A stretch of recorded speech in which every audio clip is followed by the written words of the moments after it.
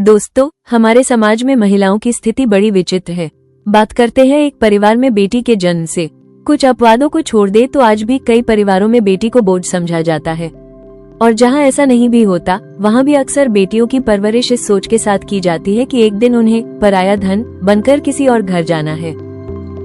बचपन से ही बेटियां ये सपना लेकर बड़ी होती हैं कि शादी के बाद वे अपने घर जाएंगी, लेकिन कई बार शादी के बाद उन्हें एहसास होता है कि वास्तव में उनका अपना घर तो कहीं है ही नहीं।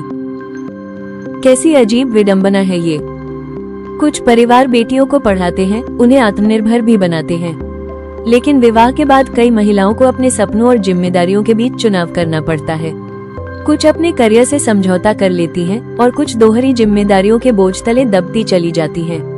आज हम महिलाओं के प्रति होने वाले अपराधों से भली भांति परिचित हैं। चाहे वो पढ़ी लिखी हो या अनपढ़, गृहिणी हो या कामकाजी, किसी को भी पूरी तरह सुरक्षित नहीं कहा जा सकता। और दुखद बात यह है कि कई बार महिलाओं के साथ होने वाले दुर्व्यवहार में एक महिला भी शामिल होती है। शायद इसलिए क्योंकि पीढ़ियों से चली आ रही सोच और सामाजिक ढांचा लोगों को उसी रूप में ढाल देता है। हम सोचते हैं कि बेटियों को आत्मनिर्भर बना देने से समाज का नजरिया बदल जाएगा। आत्मनिर्भरता निश्चित रूप से आवश्यक है, लेकिन केवल आर्थिक रूप से मजबूत होना ही पर्याप्त नहीं है। आज हमारे सामने ऐसे अनेक उदाहरण हैं जहां सशक्त और सफल महिलाओं को भी भेदभाव, उत्पीड़न और हिंसा का सामना करना पड़ा है। जीवन भर माता पिता बेटी की शादी के लिए धन इकट्ठा करते हैं, लेकिन विवाह के समय हुए लेन देन या आर्थिक निर्णयों की जानकारी अक्सर स्वयं बेटी को नहीं होती। कई बार उसके भविष्य की आर्थिक सुरक्षा के बारे में भी पर्याप्त नहीं सोचा जाता। इसके परिणामस्वरूप अनेक महिलाएं मानसिक तनाव और अवसाद का शिकार हो जाती हैं। उनके साथ गैसलाइटिंग जैसी मानसिक प्रताड़ना आम होती है, जहां उन्हें बार बार यह महसूस कराया जाता है कि उनकी सोच, उनकी भावनाएं और उनकी समस्याएं गलत हैं।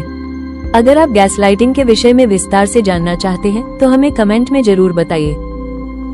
समाज द्वारा बनाए गए कई कठोर नियमों में पिसते पिसते कुछ महिलाएं स्वयं भी वही व्यवहार अपनाने लगती हैं जिसका वे कभी शिकार रही थी, और यहीं से यह अंतहीन चक्र चलता रहता है।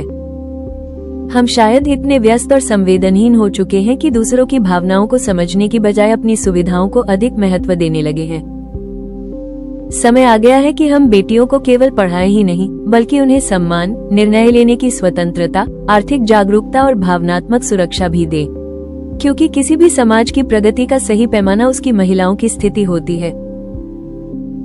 पता नहीं हमारी यह स्थिति कब सुधरेगी, लेकिन बदलाव की शुरुआत हम सबको अपने घर से ही करनी होगी। समाधान में आज के लिए बस इतना ही। मिलते हैं अगले वीडियो में जल्द ही।